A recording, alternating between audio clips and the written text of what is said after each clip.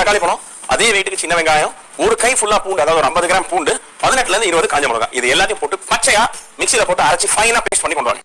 வாங்க இன்னைக்கு சார் சொன்ன மாதிரி ஒரு செட்டிநாடு கார சட்னி தாங்க. அதுக்கு ஒரு மிக்சி ஜார் எடுத்துக்கோங்க. மிக்சி ஜாரில் நல்ல ஒரு கைப்பிடி அளவு சின்ன வெங்காயம், ஒரு 10 பல் பூண்டு, அதுக்கப்புறமா 2 தக்காளிங்க, காரத்துக்கு 2 வரமிளகா எடுத்துக்கலாம், ஒரு சிறிய துண்டு புளி, உப்பு தேவையான அளவு எல்லாத்தையுமே சேர்த்திட்டு நல்லா நைஸாக அரைச்சி எடுத்துக்கோங்க. எந்த அளவுக்கு நைஸாக அரைக்க முடியுமோ அந்த அளவுக்கு நைஸாக அரைச்சி எடுத்துக்கோங்க.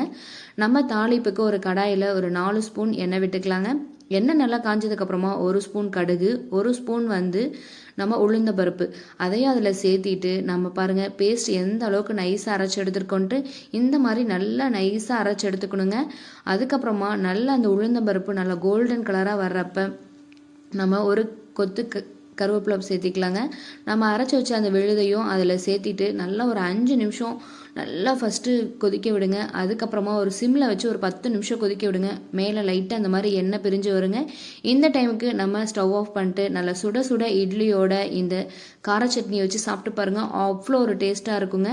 நீங்களும் உங்கள் வீட்டில் செஞ்சு பார்த்துட்டு எப்படி இருக்குன்னு சொல்லுங்கள்.